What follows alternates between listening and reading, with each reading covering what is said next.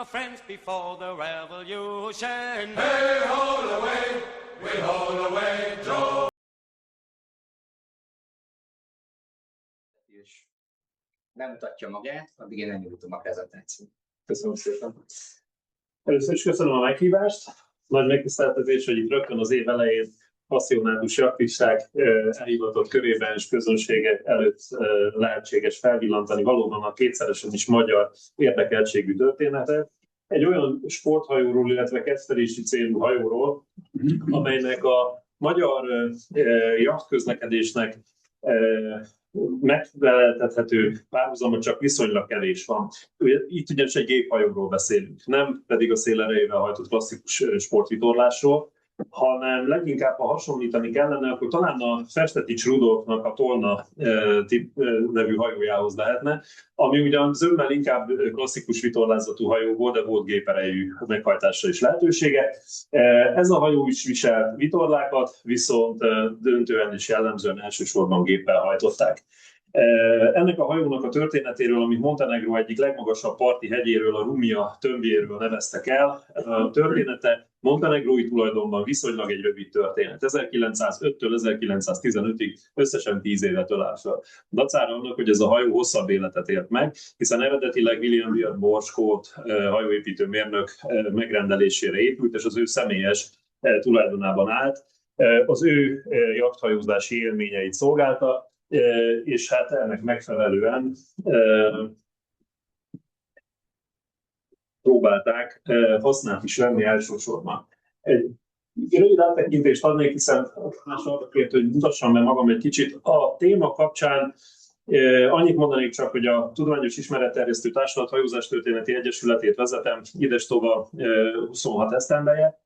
Ennek az önkéntes alapon szerveződő és teljesen pro bono ismeretterjesztő szervezetnek a tevékenységi körén belül eddig az ábrán látható Európában fekvő hajóroncsok feltárásában közreműködhettem. Ennek a sornak az alján látható, ez egy icipici kis hajó, a Rumia, akiről most beszélni fogunk, de látható, hogy a legkülönfélébb hajóroncsoknak a feltárására nyílhatott eddig lehetőség a hadihajóktól, a kereskedelmi hajókon át. Osztrák-magyar érdekeltségűeket is beleértve ők vannak a sor elején, középen nagy nyugat-európai hajós nemzetek, britek és németek, első világháborúban elsüllyedt hadihajói, alul pedig óceánjárók, mint a Statendam, holland megrendelésre épült, de brit habogó alatt elsüllyedt óceánjáró az első világháborúból, illetve a Lusitánia roncsai, és ezekhez zárkózott föl tavaly decemberében a Rumia. Ahogy említettem is, eredetileg skót megrendelésre épült, edinburghi hajógyárban. Különösebben nem haladta meg a korszak többi jachthajóját, tipikus jellemzőkkel rendelkezett, úgy is mondhatnánk, hogy tulajdonképpen tucatholmi volt. Valójában a berendezésében rejlett némi egyediség a megrendelő igényeinek megfelelően, és hogy hogyan került ez a hajó az adriai vizekre, annak köszönhető, hogy az ábrán alul látható második tulajdonosa, Nikola Petrovics Nyegos, először csak fejedelem, aztán 1912-től montenegrói király megkérte a török szultánt, második Abdul Hamidot, hogy ugyan venném már meg neki ezt a hajót.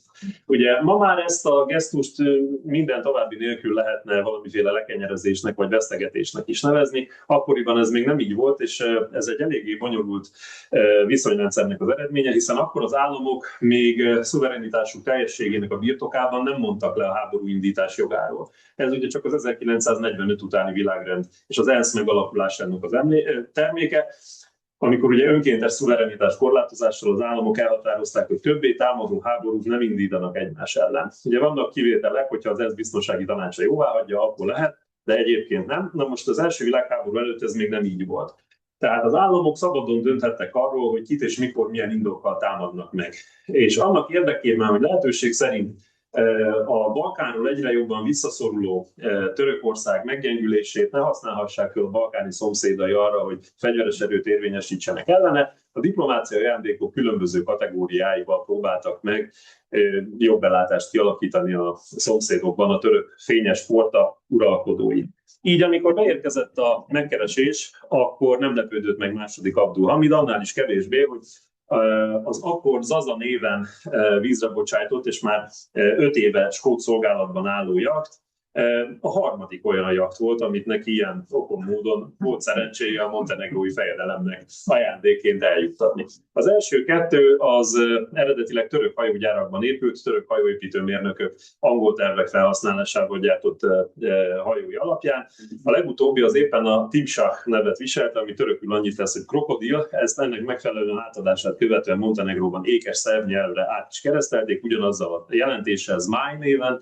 Úgyhogy amikor az kicsinek bizonyult a fejedelem családjának gyarapodásával, megérkezett az újabb kérelem, és lőn, körbenézve a világban, megtalálták az eladó sorba került Zazát is, amelyet ugye akkoriban az eredeti tulajdonosok még fekete hajótesttel üzemeltettek, a dörzslécet világosabb színűre festve, illetve a dörzsgerendát, valamint a hajó kéményét világos okkersárga színben. Eredeti skót tulajdonosai megrendelésére a hajó Skócia körüli körutazásokat, illetve a norvég partokig tartó északi tengeri utakat tett elsősorban, de természetesen a földközi tengeren is gyakori vendég volt. Ugye az eredeti tulajdonosok által végrehajtott egyik utazásnak a képemlékei láthatók a dia jobb oldalán. A felső képen az trondheimi fjordok egyikében, az alsó képen pedig a kelet-angliai partok. A hajót a királyi jachtrajnak a különböző grófságokban települt és adott grófságokban önálló klubként működő egységeinél ostromozták. Ugye itt az edinburghi jachtklubnak látható a lobogója, ahol a hajó alapvetően állomásozott, és ugye egy Skócia körüli körutazásra került sor 1903-ban a hajó eladása előtt 2 évvel. Ennek az emlékei maradtak fenn, illetve ezek mutathatók be. Aztán az átadás átvételt követően török személyzettel hajózott a hajó az európai kontinenst megkerülve a földközi tengerre, majd onnan az adriai vizekre. És érdekes módon Montenegrónak akkoriban a kikötői infrastruktúrája eléggé elmaradott volt ahhoz, hogy nem Montenegróban szállítsák le a hajót, hanem a legközelebbi kikötőben, Kataróban, ugye a mai Kotorban, ami akkor az osztrák-magyar monarchia felségterülete volt, és egyébként a montenegrói fejedelmek kedvenc üdülőhelye és egyben célpontja is. Ugye Montenegró egy nagyon sajátos helyzetben lévő ország volt, amennyiben úgy tudta megőrizni az etnikai szerbség független államiságát, hogy gyakorlatilag visszaszorultak a hegyekbe. A törökök meg nem mentek utánuk. Azok a montenegróiak, akiknek már nem volt hely a hegyek tetején, azok egészen hozzánk futottak. Ugye a rác menekült szó, az ugye a latin ratianusból eredeztethető, rájuk utal, és hát bizony szőlővegyigék is magukkal hozták, úgyhogy ezen a területen pont az albán-montenegrói határvidéken látható Skódrai tó környékén termő szőlővesszőket, amelyekből a skódrai bor, a vinoskodárszkó származik, és meghonosították Magyarországon, nálunk ebből lett a kadarka. De ugye a balkáni mással hangzó torlódásukat mi nem nagyon kedveljük, úgyhogy ennek megfelelően a két nép között némi összeköttetést teremt a kulinaritás is. Tekintettel arra, hogy a montenegrói partvidéken akkoriban nem volt alkalmas kikötői infrastruktúra, ezért ugye az osztrák-magyar déli hadikikötőben, Kataróban adták át a hajót. Mint mondtam, Montenegró fejedelmei igyekeztek ezt a kikötőt a magukénak tudni. Ugye hosszú éveken, évszázadokon keresztül egy teokratikus királyságként üzemelt Montenegró, a fejedelmei egyúttal püspökök is voltak, és mivel a papi nőtlenség nem tette lehetővé számukra utódok nemzését, ezért a vladika tisztsége, vagyis az egyházi fejedelem, a hercegérsek címe az oldalágon öröklődött, az unokaöccsök léptek elődeik helyébe, így került második Petrovics Nyegos is annak az első Petrovics Nyegosnak a helyére, aki egyébként a mi Láncidunkat anyagilag finanszírozó örmény kereskedő család fejének az lányunokájának udvarolt Budapesten. Persze a házasságban nem lett semmi, mert Kataróban még időnek előtte meggyilkolták a vőlegényt, de ennek ellenére a történet és a két ország közötti kulturális kapcsolat ilyen módon és mértékben fennmaradt. Ahogy a hajót átadták, Ivo Gyokics gondjaira bízták, aki a helyi parancsnokként azt a feladatot kapta, hogy a török személyzettől mindent tanuljon meg, ami a gépek üzemeltetéséhez és a navigációhoz szükséges. Érdekes módon ő egy olyan családból származott, akik ugye az Adrián hosszú időre visszatekintve hajózással foglalkoztak, és volt tapasztalat a géphajókkal is korábban, az osztrák-magyar lobogó alatt közlekedő kereskedelmi hajókon, de mivel helybeni származású volt, ezért a király megrendelésére vagy hívására visszatérve vette át a hajó parancsnokságát.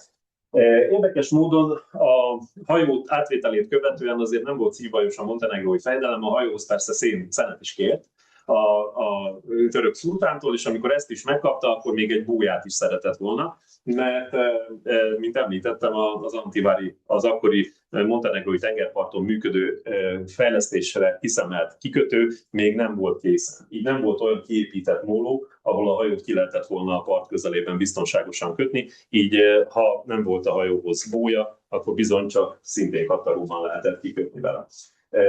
Amelyet egyébként ezek után is gyakran felkeresett a hajó. Ezen a képen látható például a dalmáciai osztrák-magyar kormányzó jachtja a Dalmát társaságában, Herceg-Nóbi és Meljéne vidékén, illetve látható az is a hajón, hogy alapvetően a déli időjárásnak megfelelően folyamatosan napvédő ponyvával felszerelt vadfedélzettel látható a képek többségén. Ez egyébként nem csak arra vezethető vissza, hogy meleg volt, hanem arra is, hogy az utasai sokkal több időt töltöttek a nyitott fedélzeten. Majd látni fogjuk, hogy a hajó beltereinek a rekonstrukciójára vonatkozó munka eredménye alapján ez többé-kevésbé indokolt is volt. Annak ellenére, hogy említettem, hogy az Zaza, későbbi nevén Rumia, viszonylag tucatholmű volt az edinburghi hajógyár, nagyon sok ilyen hajót épített. Érdekes módon a tervei nem maradtak fönt, vagy legalábbis nem sikerült azoknak a nyomára bukkannom. Ennek több oka is lehet, nem feltétlenül az oka, hogy megsemmisültek, hanem adott esetben nem kutathatók. Tehát bent vannak ugyan a levéltárban, de nincsenek hozzáférhető állapotban. Úgyhogy kénytelen voltam a terveket rekonstruálni a már hozzáférhető, hasonló analóg tervek alapján. Ennek az eredményét majd az előadás végén mutatom meg. Természetesen a jachthajósok számára bizonyára ez lett a legérdekesebb, úgyhogy igyekszem az addig esedékes részeket ennek megfelelően prezentálni. Ugye érdekes módon még egy filmhíradó részlet is felmaradt a hajóról, amennyiben tudni kell, hogy Nikola Herceg aztán később 1912-től a montenegrói király népes családjának alapvetően nő tagjait, ugye 12 gyermeke volt, ebből összesen csak 3 fiú és 9 lány. A lányokat alapvetően igyekezett előnyös házasságok útján Európa különböző dinasztiáival összeboronálni, és az legidősebb lánya az olasz király felesége lett, úgyhogy az olasz hadihajók gyakran megfordultak montenegrói vizeken, és a jacht is természetesen Itáliában. Érdekes adalék, hogy amikor végül is az olasz trónörökössel teherbe esett a királyné, akkor hát a Rumia fedélzetén kellett hirtelen Itáliába menni, hogy a szülést már olasz orvosok gondjaira bízva vezethessék le, valamilyen oknál fogva a montenegrói királyi sar nem bízott a helyi orvosokban. Érdekes módon a tájkép körülbelül ugyanígy néz ki ma is. Az Antivári mai nevén Vári kikötő mólófejéről van készítve a fénykép. Ugye a Cölnrát tömbje látszik a háttérben, ugye aki járt már arra hajóval, annak bizonyára ismerős a látvány, úgyhogy ha most oda megyünk, majd mutatok róla képeket, gyakorlatilag ugyanezt látjuk, csak már a hajó nélkül. Az első világháborúban a hajót a montenegrói királyi család az ország rendelkezésére bocsájtotta, amire annál is nagyobb szükség volt, hogy Montenegrónak ebben az időben nem volt másik géperejű hajója. Tehát gyakorlatilag a tengeren túlról érkező, vagy legalábbis francia és angol szövetségesektől érkező utánpótlásokat, amelyeket Szerbiának szántak, csak Montenegró kikötőin keresztül lehetett eljuttatni a hegyeken át. Így ahhoz, hogy a gyakran széllel hajtott géperő nélküli szállítóhajók, alapvetően egyébként görögök és olaszok, a kikötőbe érkezhessenek, sokszor a Rumia vontató erejét kellett felhasználniuk. Éppen ezért a hajó gyorsan katonai célponttá is vált. Az osztrák-magyar tengerészeti vezetés szerette volna ezt a kapacitást minél előbb legalábbis megszüntetni. Ha lehet, akkor elzsákmányolni, ha nem, akkor elsüllyeszteni. Ennek megfelelően 3 katonai akcióra is sor került, amelyek ez volt a műveleti célja. A végzetes 1915 márciusi támadásnak az ütközetterve nem maradt fenn, csak a jelentéseket ismerjük, de ezek alapján a korábbi februári támadásnak a tervei felhasználásával rekonstruálható, hogy mi és hogyan történt. Az akcióban az osztrák-magyar haditengerészeti erőnek a déli flottabázisra Kattaróba települt könnyebb egységei közül torpedórombolók és torpedónaszádók vettek részt az akció lebonyolításában. A torpedórombolók a nagyobb egységek felül magukra vonták a partra települt montenegrói ütegek figyelmét, ugye ezeket jelölik a piros zászlós karikák, és amíg a parti ütegek velük voltak elfoglalva, addig a torpedónaszádok a kikötőbe behatolva igyekeztek vontatókötélre venni a Rumiát, amennyiben pedig ez nem lett volna lehetséges, akkor elsüllyeszteni. Az első két alkalommal a rossz időjárás meghiúsította az akciót, a harmadik alkalommal márciusban azonban sikerült azt végrehajtani, annak ellenére, hogy egyébként az időjárás semmivel sem volt kegyesebb, csak annyi történt, hogy az időjárást alapvetően befolyásoló szél egy időre alábbhagyott, és az eső is megszűnt, egy fél órás időablakot nyitva a tengerészeink számára ahhoz, hogy a mólófejnél álló hajót megpróbálják elkötni. Mivel a hajó nem volt gőz alatt, a csörnőjét ugyanakkor csak és kizárólag gőzsegédgépekkel lehetett működtetni, esély sem volt arra, hogy a hajó leengedett korbonyát felvonják, ezért kézigránáttal kellett a láncszemeket szétrobbantani. Ugye ez egy nyeles gránát volt, annak idején a zsákmánylegénység az betolta szépen a láncszemek közé, és megvárta, amíg az detonál. Ilyen módon a hajó elszabadult, de mivel nem volt gőz alatt, irányítani sem lehetett, és ugye pekhelyükre ez a félórás időablak ekkor zárult be, visszatört a vihar, és a hajó elkezdett sodródni. És mivel a szél a tenger felől a part irányába fújt, egyre közelebb sodortak a hullámok a hajót az ellenséges ütegekhez, amelyek észrevették, hogy most már talán nem a rombolókra kéne lőni, mert egyéb akció is kibontakozóban van az éjszaka folyamán. Így áthelyezték tüzüket az öbölben a Rumiát elkötni próbáló zsákmánylegénységet támogató torpedónaszádokra, és amikor egyre hevesebb tűzharc kezdett kibontakozni, akkor végül feladták a hajó elvontatására vonatkozó eredeti tervet, és úgy döntöttek, hogy egy torpedóval megsemmisítik. Ugye a 450 kg-os robbanófejjel szerelt torpedó gyakorlatilag ketté tépte a Rumiát, amelyik azonnal elsüllyedt. Ugye itt a Rumia tömbje itt látható, ugye a Cölönrát pedig erről van, ugye ez egy félköríves öböl, ahogy a térképen is látható, itt a két kiemelkedő hegyfok, az északabbi a Fekete-hegy, a Cölönrát, és ugye ez a Rumia tömbje, ez gyakorlatilag az óvári síkság mögött van, ugye ez a Kasztadi síkság, ami Óvár települését és a mai várt elválasztja egymástól. Mára látható, hogy lényegében ez teljesen beépült, egy erőteljesen szétterülő modern városkép foglalja el a síkságot. A síkságnak a déli végén a Holovica hegyfok, ez a Rumiának az egyik előmegye, nyúlik a tengerben, egy jellegzetes tájékozódási pont körülbelül úgy, mint a Tihanyi-sziget nálunk a Balatonon, és ugye az erőteljes kikötő fejlesztésnek a különböző ütemei láthatók. Lényegében maga a roncs az 1910-től fokozatosan kiépülő móló nyakánál van, körülbelül 10-15 méternyire a mólótól. A mólót azóta jelentősen meghosszabbították, ugye itt látható ez a kis lépcső, idáig tartott a móló a történtek idején, itt látható a roncs, azóta egy hosszú hullámtörővel meghosszabbították, de a roncs területe az maga gyakorlatilag beépítetlen, illetve érintetlen abból a szempontból, hogy ezen a részen a kikötőben különböző vegyes ömlesztett áru rakodására alakítottak ki rakodóhelyeket, ez a Petrol kikötő, ez ömlesztett áru kikötő, ez pedig konténer kikötő. Ennek köszönhetően háromféle hajótípus is előfordul a területen, és igyekeztek úgy kialakítani, és eredetileg a jugoszláv polgárháborúig ki is bójázni a roncs lelőhelyét, hogy a három irány gyakorlatilag ez a terület osztotta szét. Tehát a tartályhajók jöttek a roncs lelőhelyének a jobb oldalán, konténerhajók és ömlesztett áruszállítók pedig a másik oldalán. Így elvileg volt esély arra, hogy a roncs többé-kevésbé intakt maradjon. 1975-ben még a kiemelésére vonatkozó terveket is dédelgettek. Hanem ezeket a terveket a 90-es évek elejére föl kellett adni, akkorra a bólya is eltűnt, és a polgárháborús viszonyok közepette a hatóságok sem felügyelhettek a roncs épségére, így gyakorlatilag 1990 az első szonárfelvételen látható módon teljesen széttaposva hevert a tenger fenekén. Ugye változó mértékben, ugye a parti hatóságoknak a karbantartási képességeitől függően az öböl is folyamatosan eliszapolódik.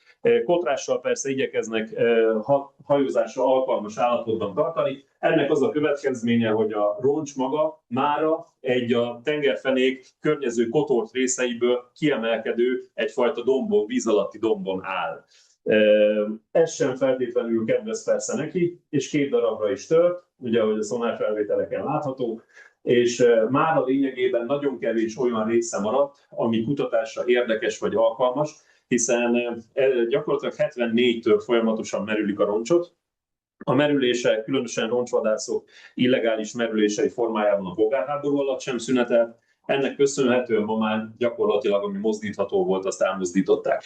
Így egy nagyon szomorú, üres héj maga a hajó, ami érdekes és kulturális örökségi értéket is képviselhet, hogyha esetleg a hatóságok bármikor a későbbiekben úgy döntenek, hogy a felszínre hoznák a hajót, azok az ábrán bemutatott gépészeti elemek. Ugye maga az orrtőke, az ugye önmagában nem feltétlenül kiemelendő, de a felső részein, ugye az orrtőke felső két oldalán látható növényi ornamentikával díszített részek azok mindenképpen, az orrfedélzeti horgoncsörlő, maga a helyén megtalálható hajócsavar, illetve a hajó gépterében a dugattyús gőzgép. Ez nagyjából, aki már járt Bécsben a Technisches Múzeumban, az láthatott ott egy hasonló korú osztrák-magyar dugattyús torpedónaszált hajtóművet. Ez körülbelül ahhoz hasonló méretű és megjelenésű, tehát akinek esetlegesen van mondani ilyen élménye, az ahhoz tudja hasonlítani.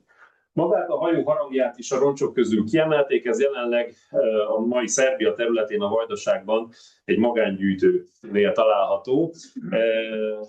Gyakorlatilag a roncs ezen kívül ma már nem tartogat semmilyen érdekességet. Ugye itt látható a régi móló, idáig tart, és körülbelül ezen a helyen fekszik vagy nyugszik maga a hajó. És hát ilyen nagyságrendű forgalom zajlik a kikötőben, folyamatosan bővül, úgyhogy arra kell fölkészülni, hogy ha csak nem tesznek gyorsan valamit, akkor ugye ezen a ponton a hajóroncsnak a lelőhe is további károsodásra számíthat.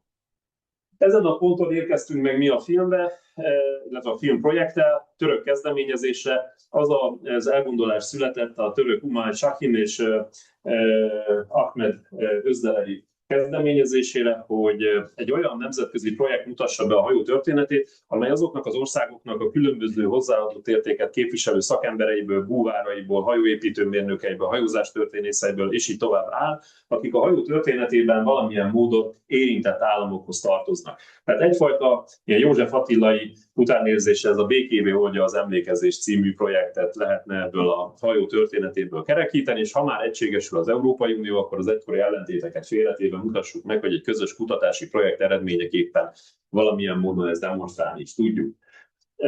Ennek megfelelően állt össze a török búvárokból, magyar, illetve hát osztrák és eredeti tervek szerint osztrák és magyar hajózástörténészekből, illetve különböző országok filmes szakembereiből, valamint montenegrói búvárokból és filmesekből verbúválódott csapat. Aztán végül az osztrák és magyar szakértőből én maradtam magyar szakértő, de igyekeztem Ausztriát is megfelelő módon képviselni.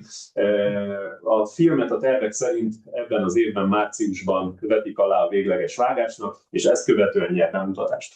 Maga a terület, ahol merülni kellett, ugye talán az eddigi távlati képek alapján is jól látszik, borzasztó a búvárok számára, hiszen ez egy ipari víz. És ráadásul nincsen természetes betorkolló friss víz folyás a közelben, úgyhogy gyakorlatilag itt a szél és az áramlások mozgatják a vizet. Áramlások közül nagyon kevés van, hiszen látható, hogy az egykori 1910-es mólót egy 1,5-2 kilométeres móló szakasszal meghosszabbították, úgyhogy szinte állóvíz van.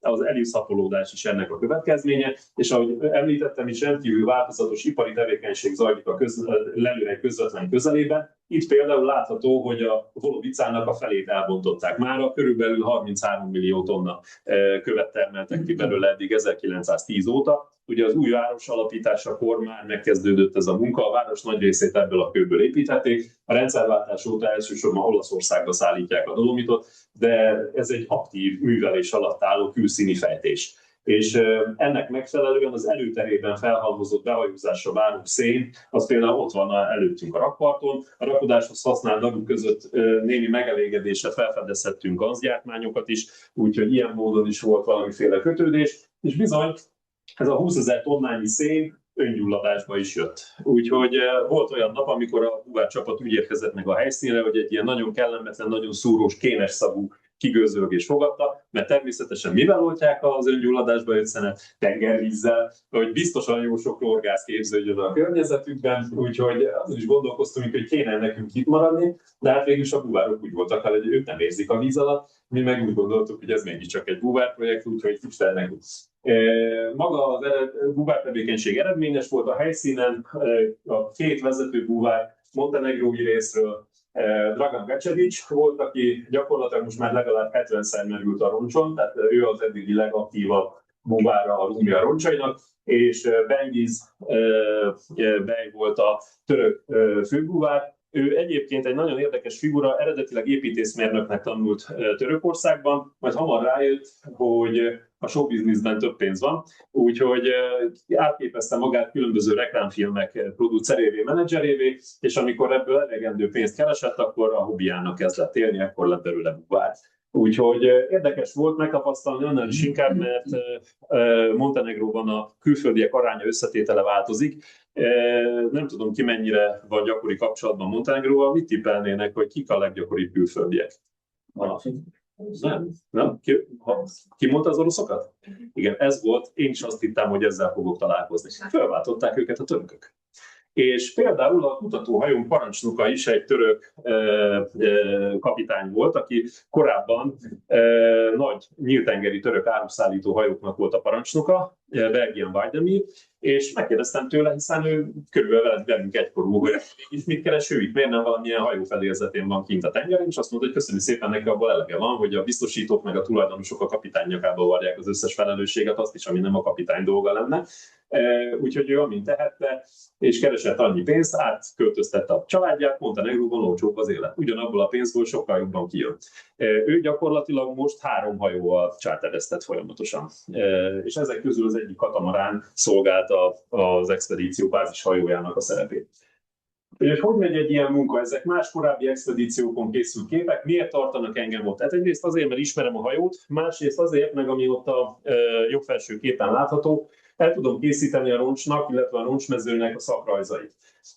És ugye ebben az esetben is ez történt, hiszen a megtorpedózását követő évtizedekben, illetve most már több mint 100 esztendőben a Rómia jelentős állapotváltozáson, fogyatkozáson ment át. És ebből már a nagyon szétesett hajóból az eredetinek a felidézésére alkalmas, vagy legalábbis egy olyan kép nyújtása, ami ugye még a búvárok számára sem világos, hiszen ebben az ipari vízben rengeteg olyan kis szemcse lebeg a vízben, ami nem biztosít nagy látótávolságot. Hiába vannak erős fényszóróik, gyakorlatilag 1-1,5 méternél nagyobb látótávolságra nem lehet számítani. Tehát nem, hogy 8-10 méteres, nincs 2-3 méteres látótávolság sem. A búvárok elmondták, hogyha volt olyan nap, amikor kartávolságon kívül elmentek egymástól, mert nem látták egymást.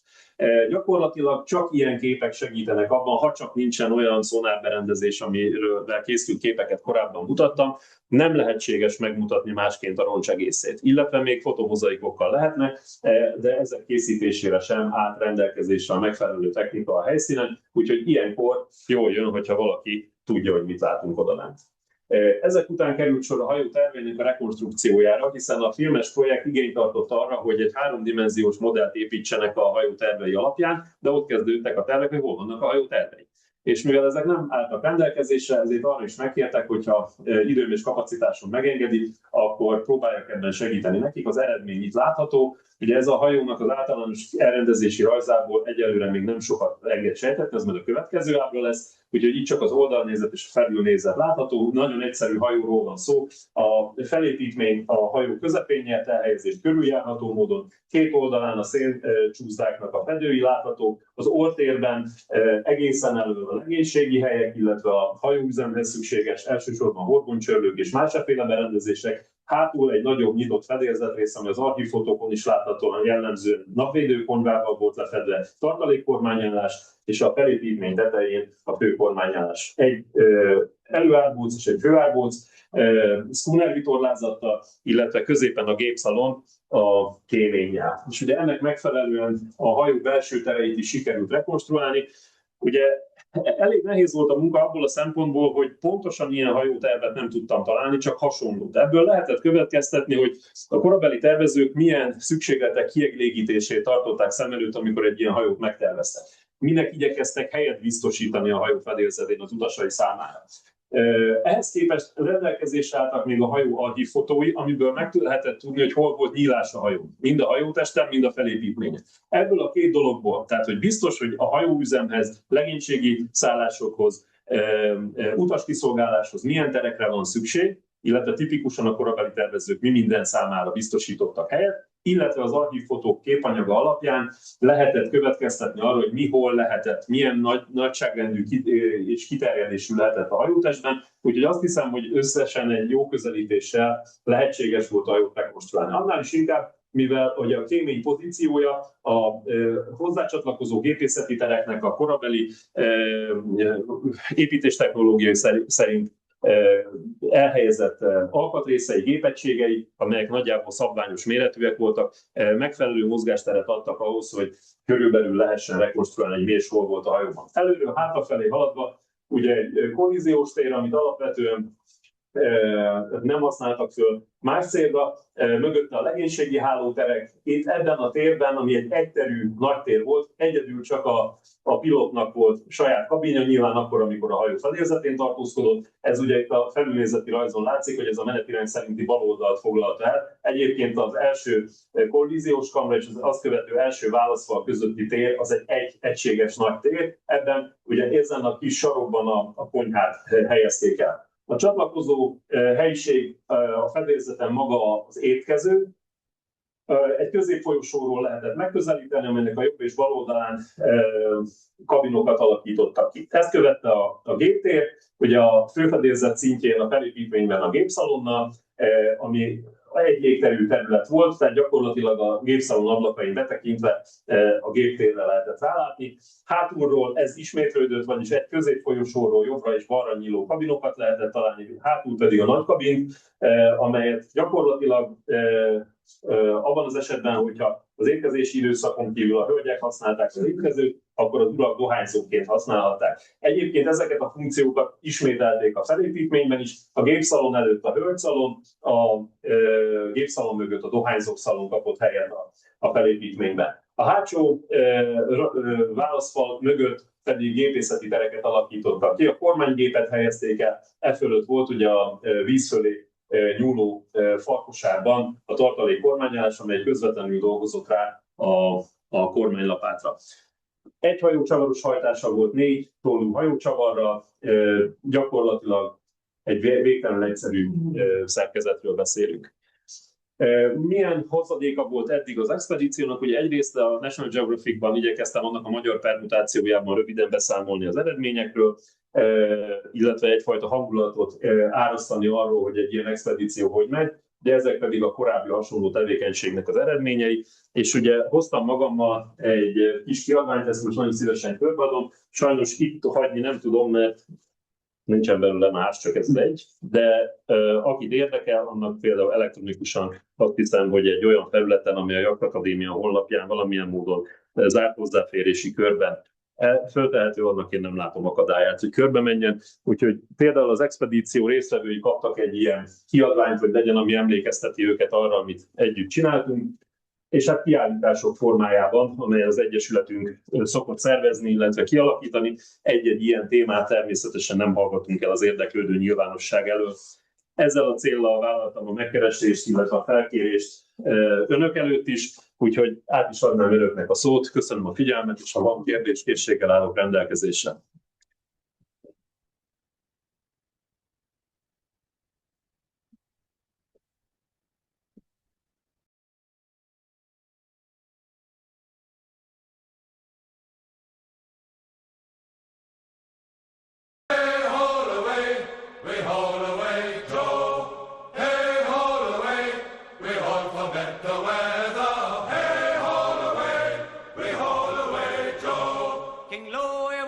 King of France before the revolution. Hey, haul away, we haul away, Joe.